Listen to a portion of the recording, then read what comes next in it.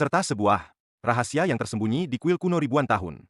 Sebelum aku lanjut membongkar logika yang bisa mengubah takdir ini, kalau kamu merasa konten seperti ini, yang membahas esensi hidup, kebebasan, dan kebijaksanaan, bermanfaat buatmu, jangan lupa subscribe channel ini.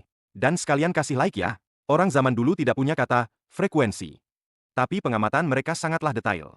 Para biksu bijak yang berhasil dalam latihannya sering bilang, setiap orang membawa semacam energi. Kalau kamu perhatikan hidup baik-baik, kamu akan sadar, ada orang yang energinya jernih, terang, dekat dengannya, rasanya nyaman, hati jadi terang benderang. Tapi ada juga orang, meski bergelimang harta, begitu kamu mendekat, akan merasakan tekanan yang tak bernama. Keruh, bahkan ingin lari. Dari mana datangnya energi ini? Bukan dari apa yang kamu makan. Bukan juga dari apa yang kamu pakai. Tapi mengalir dari setiap pikiranmu. Mengalir keluar. Kamu dalam hati. Memaki bosmu sekali, energi auramu jadi makin keruh. Kamu di kereta bawah tanah. Memberikan tatapan baik kepada seorang lansia. Energi auramu jadi makin ringan. Inilah mengapa Buddha berkata, jika ingin tahu sebab masa lalu, lihatlah apa yang kamu alami sekarang. Jika ingin tahu akibat masa depan, lihatlah apa yang kamu lakukan sekarang. Ini bukan ancaman fatalisme. Ini adalah logika sebab akibat paling dasar. Situasimu hari ini, entah itu terlilit utang, atau keluarga yang harmonis, adalah total penjumlahan dari semua pikiranmu di masa lalu, dan nasibmu di masa depan. Sepenuhnya tergantung pada detik ini juga. Apa yang sedang berjalan di otakmu, agar kamu lebih mudah memahami bagaimana hukum ini bekerja di dunia nyata. Aku akan menceritakan sebuah kisah yang terjadi di masa dinasti Song. Kisah tentang keputusasaan, kebangkitan, dan kelahiran kembali. Pada masa pemerintahan Zihe di dinasti Song Utara, di kota Qingxi, Jiangnan, ada seorang pandai besi pembuat pedang, bernama Murong Tai. Keahliannya yang turun-temurun selama 3 generasi terkenal di mana-mana. Bisnisnya sangat sukses dan berkembang pesat. Namun, nasibnya berubah drastis. Dia mengawal 500 pedang baja ke utara. Tapi di tengah jalan diserang perampok. Semua barang hilang. Lengannya patah. Dan nyawanya nyaris melayang. Sekembalinya, dia mendapati bendahara kedua telah membawa kabur semua uang di gudang. Sementara para penagih utang datang bersamaan. Hanya dalam 2 bulan, Murong Tai, yang tadinya seorang master terhormat, berubah menjadi orang miskin di kuil bobrok. Istrinya membawa putri mereka pulang ke rumah orang tuanya. Dia bersembunyi sendirian di kuil bobrok itu. Penuh kebencian. Benci pada perampok. Benci pada bendahara kedua. Benci pada penagih utang. Benci pada takdir yang tidak adil. Suatu malam musim dingin, salju tebal menyelimuti gunung. Seorang kakek pencari obat masuk, memberinya setengah botol arak dan sepotong makanan. Kakek itu menunjuk kolam di sampingnya dan berkata, "Kau pernah dengar tentang Xinhu? Kolam itu jernih di musim panas. Sekarang tertutup es tebal. Kau tahu kenapa? Dinginnya cuaca itu faktor luar. Faktor dalamnya adalah air itu sendiri. Kehilangan kekuatan untuk mengalir. Di hatimu juga ada danau. Dan sekarang sudah membeku." Orang tua itu meninggalkan 16 kata. Di bawah danau es ada mata air hidup. Jika suhu tak tiba, sumbernya takkan ditemukan. Setelah berkata, dia menghilang dalam badai salju. Malam itu, Murong Tai bermimpi dirinya berdiri di atas danau es. Mendengar suara air, gemericik. Dari bawah lapisan es, juga ada cahaya hangat yang menembus ke atas. Setelah bangun, dia makin kesal. Para penagih utang masih datang memaki-makinya. Suatu hari, dia lari keluar kota, ke tepi kolam itu, memaki-maki permukaan es itu. Apa itu mata air hidup? Apa itu suhu? Sekarang aku bahkan tak bisa makan. Setelah memaki, dia tersungkur di es dan menangis. Saat itu, seorang wanita tua membawa keranjang datang, memberinya roti kukus hangat dan berkata, "Jika hatimu hangat, duduk dimanapun takkan kedinginan." Wanita tua itu memberitahunya. Dulu saat muda dia juga sangat menderita. Setiap hari memaki langit. Lalu dia bertemu seorang biksu pengembara yang berkata, "Suhu di hatimu menentukan musim semi dalam takdirmu." Dia tak sanggup memaki lagi. Ada ruang kosong di hati. Malah mulai tumbuh rasa syukur. Tumbuh kekuatan, dan hari-hari perlahan membaik. Saat pergi, wanita tua itu menunjuk gunung di kejauhan dan berkata, "Di sana ada kuil King Feng An. Biar biksuni tua itu memberitahumu. Apa itu kehangatan?" Murong Tai memutuskan untuk mendaki gunung. Setelah lebih dari 20 hari berjalan, kakinya lecet. Perutnya lapar, tapi kelelahan justru membuat pikirannya tenang. Melewati sebuah desa kecil, seorang nenek buta meraba-raba memberinya teh hangat dan ubi. Dia memegang teh itu. Matanya berkaca-kaca. Dia teringat saat dia kaya, dia jijik pada pengemis. Kini, seseorang yang 100 kali lebih miskin darinya, memberinya kebaikan paling murni. Saat itu, lapisan es tebal di hatinya retak. Pada hari ke-6, di lembah berkabut tebal, dia mendengar suara lonceng yang jernih. Melewati hutan bambu, Dia menemukan kuil King Feng An di tebing. Biksuni tua itu duduk di bawah pohon plum dan berkata, "Aku sudah lama menunggumu." Murong Tai berlutut dan bertanya, "Apa sebenarnya kehangatan itu?" Biksuni tua itu memetik setangkai bunga plum dan menyuruhnya menciumnya. Kenapa bunga plum bisa mekar di salju? Karena di hatinya ada musim semi. Dia tidak menunggu musim semi datang baru mekar. Dia sendiri adalah musim semi. Kalau api di hatimu padam, jadilah danau es. Kalau api itu menyala, esnya pasti akan mencair. Benci dan dendam adalah api yang paling dingin. Suhu yang sebenarnya adalah rasa syukur, belas kasih, ketenangan, dan kemauan untuk memberi. Biarawati tua itu mengajarinya 3 kata. Lihat, ubah, beri. Lihat itu berarti menyadari. Saat pikiran benci muncul, jangan ikut terbawa, cukup perhatikan. Nanti akan hilang sendiri. Ubah itu berarti mengubah pikiran. Setelah pikiran benci hilang, segera tanamkan pikiran yang hangat. Misalnya, mungkin perampok. Itu juga punya alasan sendiri. Dengan begitu, frekuensinya akan berubah dari rendah ke tinggi. Beri itu berarti beramal. Meskipun sangat miskin sampai tidak bisa makan, kita tetap bisa memberi senyuman, kata-kata baik, atau tatapan penuh kebaikan. Semakin kita kekurangan, semakin kita harus memberi. Karena itu adalah cara kita menyatakan kepada alam semesta bahwa kita berkelimpahan. Murong Tai tinggal di biara itu selama 7 hari. Hari pertama, pikiran bencinya sangat banyak sampai menakutkan. Tapi setiap kali dia berkata pada dirinya sendiri, "Aku melihatnya." Rasa benci itu sedikit melunak. Keesokan harinya, ia mencoba mengubah pandangannya. Dadanya tiba-tiba terasa lega. Hari kelima, saat menyapu, hatinya tiba-tiba diliputi kehangatan yang tak bisa dijelaskan. Tanpa alasan, hangatnya seperti musim semi. Dia tahu es di hatinya mulai mencair. Saat berpamitan, biksuni tua itu berkata, "Jaga hatimu, ubah pandanganmu, dan berikan." Murong Tai berbalik menuruni gunung. Saat dia menoleh lagi, King Feng An sudah tak terlihat. Hanya tersisa pohon plum tua di antara kabut. Dia membungkuk 3 kali ke arah kekosongan. Kembali ke kota, Murong Tai berubah. Saat penagih utang memarahinya, dia menarik napas dalam-dalam. Melihat kemarahan itu, lalu mengubah pandangannya. Mereka juga tidak mudah. Bukannya membalas makian, dia malah menyuguhkan teh dan berkata baik-baik. Membantu pekerjaan berat. Dia juga mulai memberi kepada mereka yang tak punya uang, tapi punya tenaga. Membantu tetangga memperbaiki atap. Membantu orang tua, membagikan setengah kue kepada pengemis. Setiap kali dia memberi, hatinya diliputi kehangatan. Merasa dirinya sangat kaya. Setahun kemudian, seorang pelanggan lama memintanya membuat alat pertanian dan membayar uang muka. Dia mengerjakannya dengan sepenuh hati. Hasilnya tajam dan tahan lama. Harganya pun wajar. Dari mulut ke mulut, reputasinya menyebar. Bisnisnya pun perlahan pulih. 3 tahun kemudian, dia melunasi semua utangnya dan membuka kembali bengkel pandai besinya. Suatu hari, dia mengajak putrinya ke pinggir kota, melewati kolam yang sama seperti dulu. Musim semi telah tiba. Esnya sudah mencair sepenuhnya. Air kolam jernih dan hangat.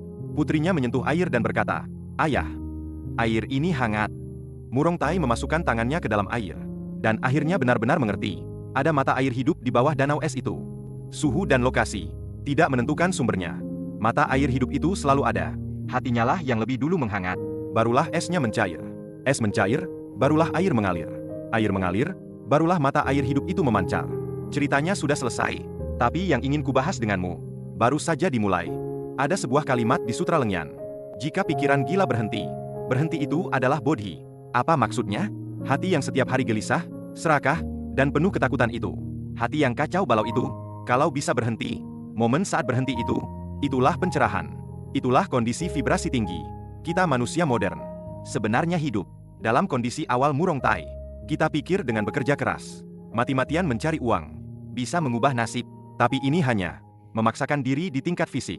Kalau frekuensi batinmu penuh kekurangan, penuh ketakutan, sebanyak apapun uang yang kamu hasilkan akan hilang dengan berbagai cara.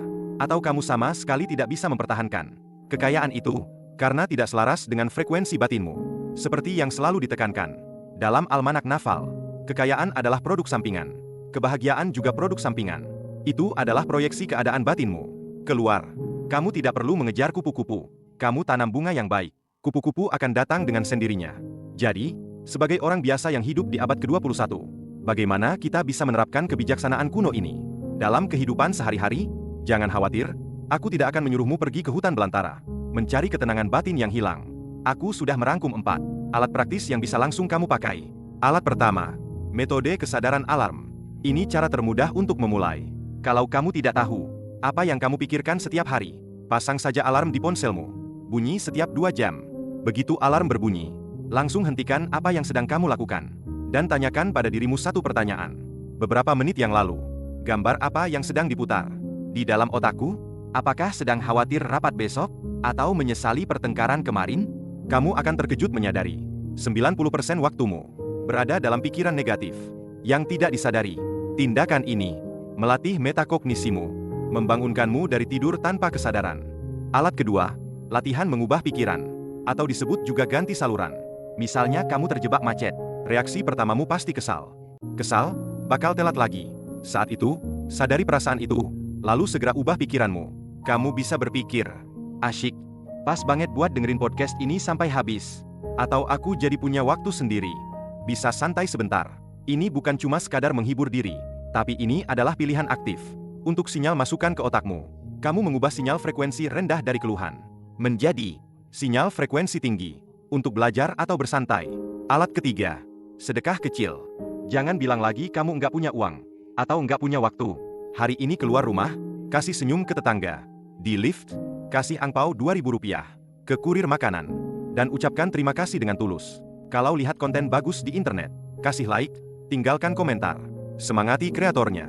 Kebaikan-kebaikan kecil ini adalah sinyal yang kamu kirim ke alam semesta. Makin banyak kamu memberi, makin kaya kamu merasa. Perasaan ini adalah bahan bakar hukum tarik-menarik. Alat keempat, jurnal syukur. Ini adalah senjata nuklir untuk meningkatkan frekuensi. Setiap malam sebelum tidur, saat otak ini paling mudah menerima sugesti, pikirkan 3 hal baik yang terjadi hari ini. Meskipun cuma makan siangmu enak banget, atau cuacanya bagus. Inti dari rasa syukur itu adalah mengalihkan fokusmu dari apa yang tidak kamu punya ke apa yang kamu punya. Saat kamu fokus pada apa yang kamu punya, kamu akan menarik lebih banyak lagi. Aku tahu, sampai sini, pasti ada yang bakal bilang, "Duh, ini kedengarannya kayak motivasi murahan banget." Beneran berhasil? Yang mau aku kasih tahu itu, ini bukan sekadar motivasi kosong, tapi ini adalah pemrograman ulang sistem hidupmu. Tapi ada beberapa kesalahan yang harus aku ingatkan. Kalau tidak, kamu gampang menyerah di tengah jalan. Kesalahan pertama, terlalu terburu-buru. Banyak orang hari ini melakukan hal baik, maunya besok langsung menang lotre. Kalau nggak menang, langsung mikir teori ini bohong. Bro, mengubah frekuensi itu butuh waktu. Sama kayak nge-gym. Kamu nggak mungkin sekali nge-gym, besoknya langsung punya perut six-pack. Kebiasaan karmamu udah numpuk puluhan tahun.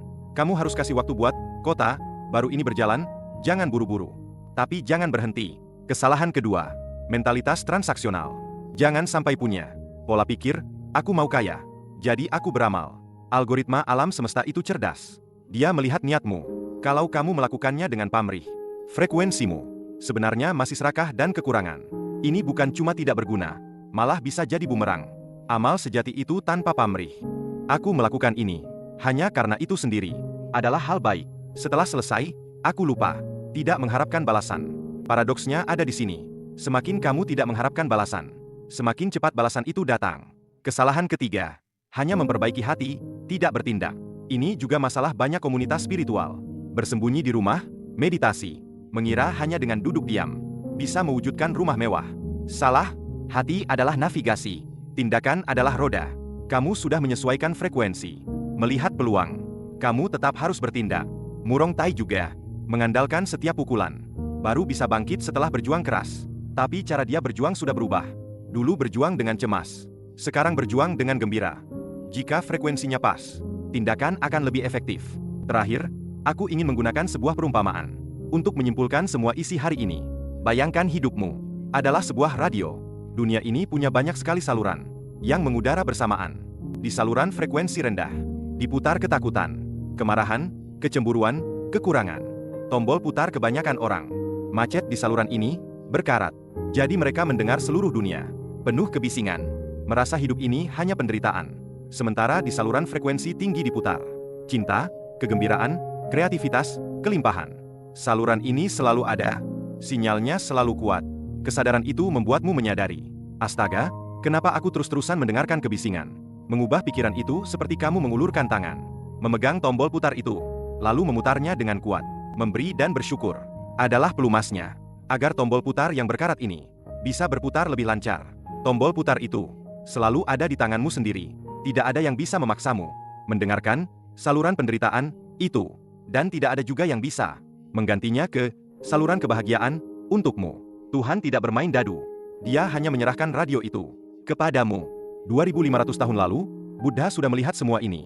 Tapi dia tidak bisa berjalan untukmu. Hari ini, aku membongkar rahasia frekuensi ini. Untukmu, bukan untuk menggurui.